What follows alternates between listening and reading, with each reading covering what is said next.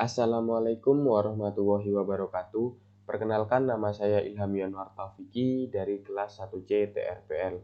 Nah, pada kesempatan kali ini ada studi kasus tentang sistem kepegawaian perusahaan A, yang dimana ini akan dijadikan sebagai ERD di aplikasi MySQL Workbench.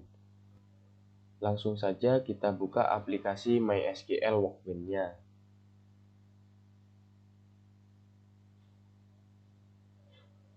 Pilih menu File, lalu klik New Model. Lalu langsung klik Add Diagram. Nah, selanjutnya sebelum kita membuat tabel, kita harus membaca studi kasusnya terlebih dahulu. Saya akan bacakan studi kasusnya terlebih dahulu. Perusahaan A memiliki 100 pegawai. Setiap pegawai dipimpin oleh pengawas atau mandor dari pegawai perusahaan itu sendiri, dan tidak semua pegawai memimpin pegawai yang lain, sehingga satu pengawas dapat memimpin beberapa pegawai. Setiap pegawai bekerja untuk satu departemen, dan dalam suatu departemen dapat terdiri dari beberapa pegawai. Setiap departemen dikepalai oleh seorang pegawai yang bekerja mulai tanggal tertentu. Sebuah departemen dapat berada di beberapa lokasi. Selain bekerja di situ, departemen pegawai dapat bekerja pada beberapa proyek. Setiap proyek dikendalikan atau diatur oleh suatu departemen. Namun, suatu departemen tidak harus mengendalikan atau mengatur proyek. Suatu departemen dapat mengendalikan beberapa proyek, dan suatu proyek hanya dikendalikan oleh satu departemen. Satu proyek dapat terdiri dari beberapa pegawai. Untuk keperluan penggajian, perusahaan memerlukan data tanggungan pegawai. Seorang pegawai dapat menanggung beberapa tanggungan. Jika seorang pegawai pindah, maka datanya akan dipindah atau dihapus. Berikut data tanggungan atau keluarganya. Nah, dari studi kasus di atas, kita sudah dapat menemukan objek seperti perusahaan, lalu pegawai, selanjutnya ada departemen, dan ada lagi lokasi, selanjutnya ada proyek, dan yang terakhir ada tanggungan. Nah, pada objek tersebut kita tentukan atribut-atributnya, seperti objek perusahaan memiliki nomor perusahaan, nama, dan alamat. Dan untuk objek pegawai memiliki nomor KTP, nama, alamat, jenis kelamin, gaji. Begitu juga objek pengawas, sama seperti pegawai. Lalu ada objek departemen yang memiliki karakteristik nomor, nama, lokasi, jumlah pegawai. Dan untuk objek lokasi hanya memiliki karakteristik lokasi atau atribut. Selanjutnya proyek. Nah, proyek ini memiliki atribut nama, nomor, dan lokasi. Dan yang terakhir objek tanggungan. Tanggungan ini memiliki atribut nama, jenis kelamin, tanggal lahir, dan hubungan dengan pegawai. Selanjutnya, setelah menemukan objek dan menemukan karakteristiknya atau atribut, selanjutnya kita menentukan objek untuk dijadikan entitas. Nah, seperti halnya perusahaan. Perusahaan ini bukan entitas karena hanya berisi satu baris data. Selanjutnya pegawai. pegawai ini adalah entitas yang kuat. Lalu pengawas sama juga dengan pegawai, entitasnya kuat. Lalu departemen memiliki entitas kuat. Untuk lokasi bukan entitas, karena cuma memiliki satu karakteristik atau atribut, dan lokasi ini sudah ada di proyek. Nah, jadi lokasi ini bukan entitas. Selanjutnya tanggungan. Tanggungan ini entitasnya lemah karena tergantung pada pegawai. Jika pegawai tersebut dihapus, maka tanggungan juga akan hilang. Nah, setelah menemukan entitas dan juga atributnya, kita tentukan primary key.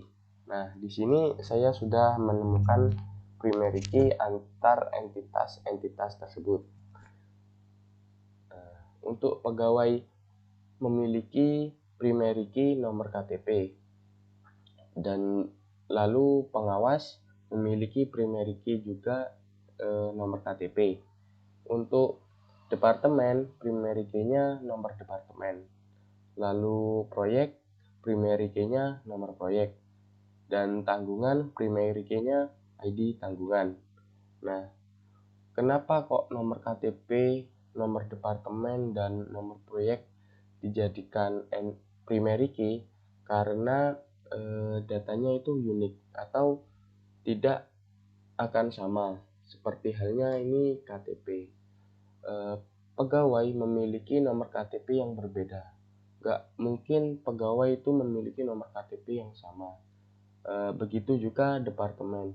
Nah, departemen ini dapat dijadikan primary key karena nanti setelah pertama kan ada departemen 1, lalu akan ditambah departemen 2. Nah, itu 2 ini didapat otomatis dari auto increment, dari settingan basis data atau database-nya tersebut. Begitu juga dengan proyek. Nah, setelah semua data telah teridentifikasi semua, seperti halnya kita sudah dapat menemukan entitas, yang selanjutnya menemukan primary key-nya, dan yang terakhir menemukan atributnya. Dan yang terakhir ini langsung saja kita eksekusi membuat tabel. Langsung kita pindah ke MySQL Workbench.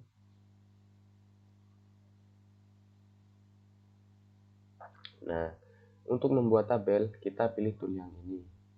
Langsung kita klik. Nah, di sini kita buat tabel pegawai. Pegawai memiliki nomor KTP, lalu nama, lalu alamat, setelah itu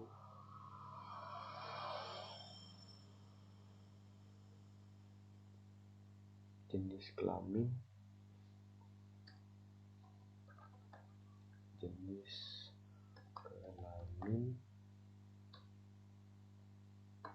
dan yang terakhir gaji.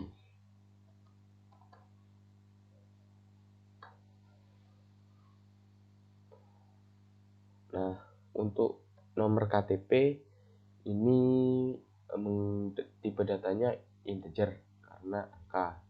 Lalu nama kita tipe datanya diberi varchar, alamat juga varchar, jenis kelamin juga varchar, dan untuk gaji kita ganti menjadi integer karena dia angka.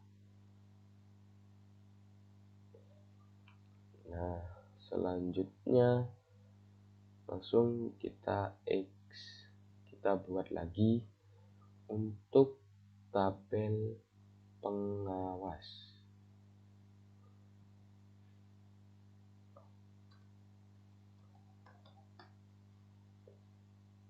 isi pengawas sama dengan atribut pegawai. Jadi ada nomor KTP, lalu ada nama, selanjutnya ada alamat,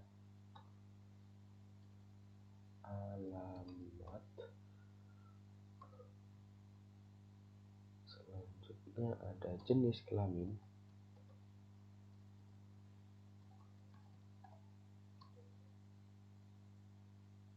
dan yang terakhir gaji pakai integer. Aduh, kok buat lagi ini. Kita hapus.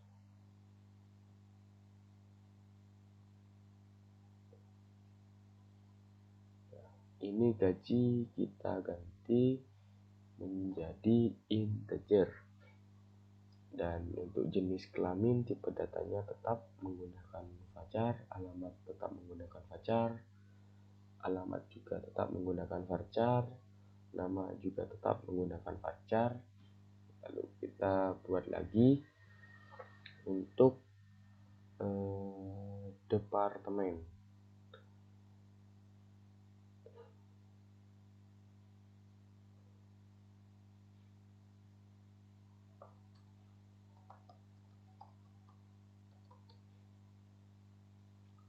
Departemen ini memiliki nomor departemen,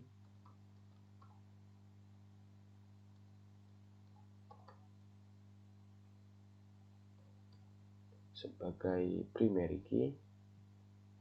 Lalu ada apa lagi tadi? Nama, lokasi, jumlah pegawai. Ada nama, lalu lokasi,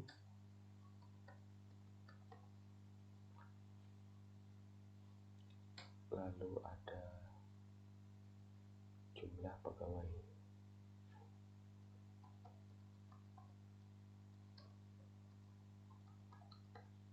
Nah, di sini jumlah pegawai menggunakan integer. Kok kita lagi?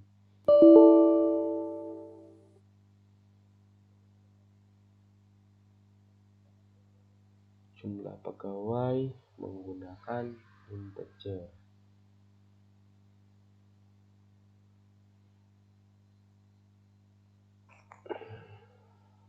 Lokasi menggunakan varchar, nama menggunakan varchar. Sudah selesai, selanjutnya langsung saja kita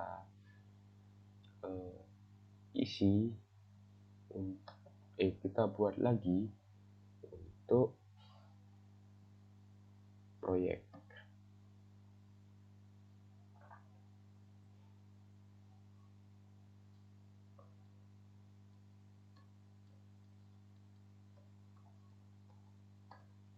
Nah, di proyek ini terdapat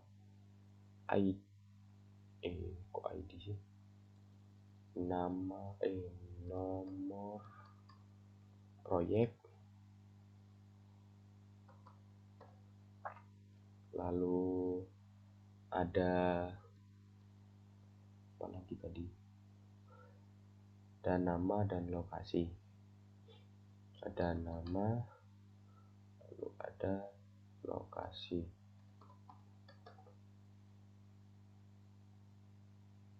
Selanjutnya ada apa lagi? Lokasi. Tipe datanya menggunakan varchar semua. Selanjutnya yang terakhir tanggungan pegawai.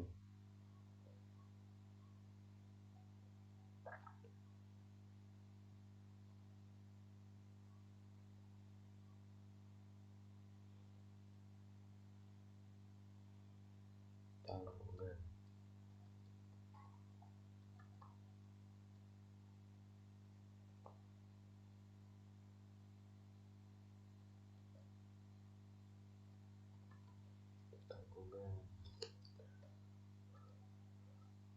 ID tanggungan, nama, lalu ada tanggal lahir,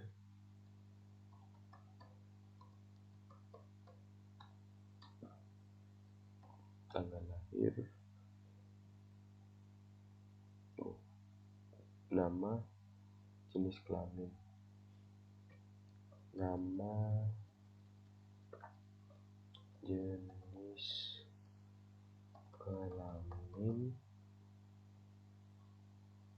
lalu yang terakhir ada tanggal lahir.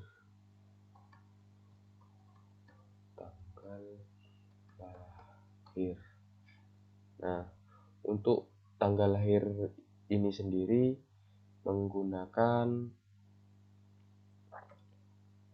date. Nah, menggunakan tipe data date.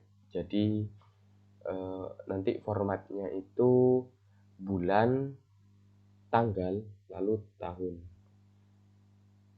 Jadi user dapat mengisikan tersebut, bukan mengisi secara manual.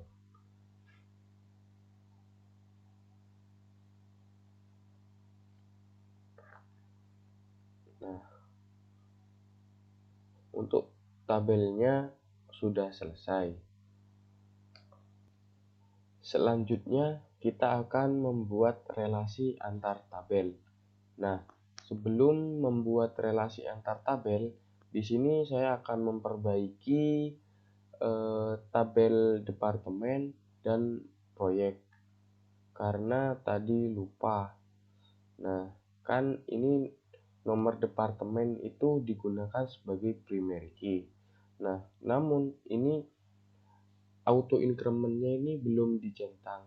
Nanti otomatis jika membuat ada departemen baru dan auto ID-nya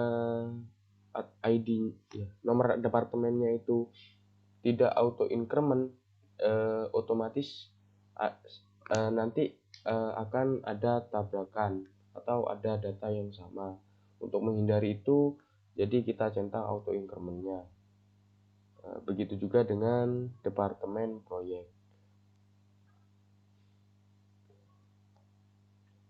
Nah, lalu juga di ID tanggungan juga perlu di auto increment.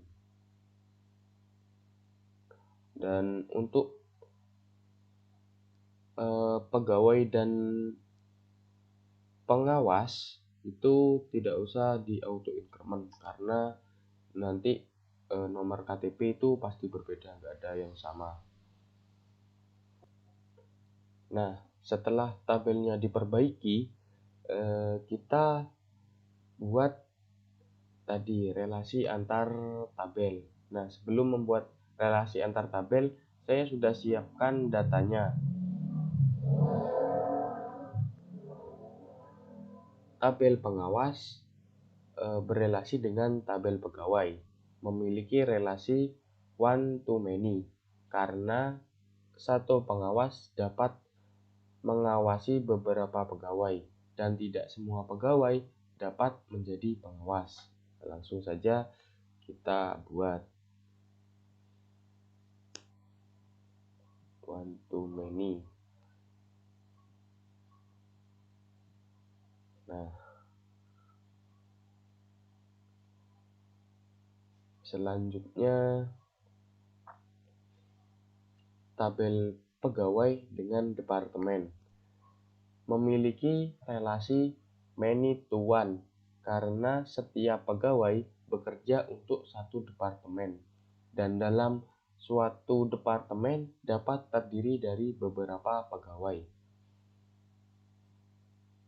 One to many.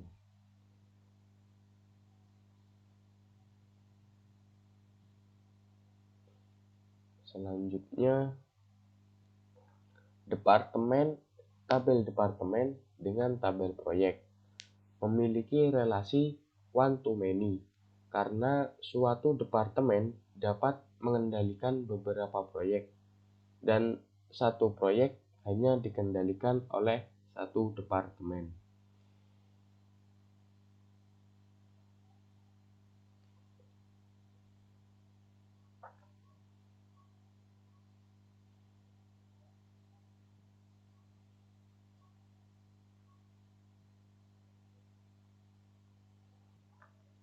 Nah, yang terakhir itu ada tabel pegawai berelasi dengan tabel tanggungan. Memiliki relasi one to many karena seorang pegawai dapat menanggung beberapa tanggungan dan tanggungan harus memiliki pegawai.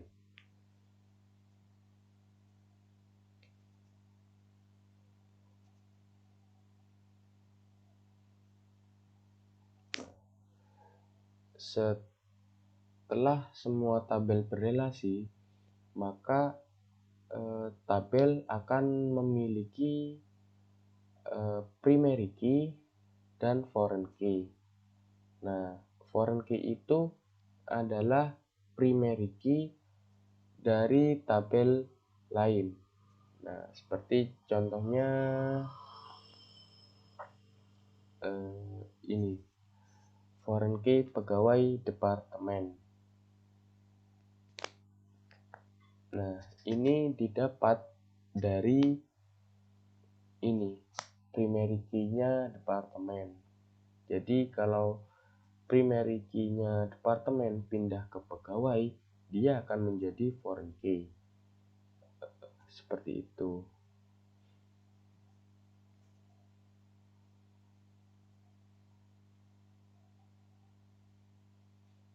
Sekian dari saya. Apabila ada salah kata atau ada kekurangan di video ini, mohon maaf yang sebesar-besarnya. Akhiru kalam, wabillahi taufiq wal hidayah. Wassalamualaikum warahmatullahi wabarakatuh.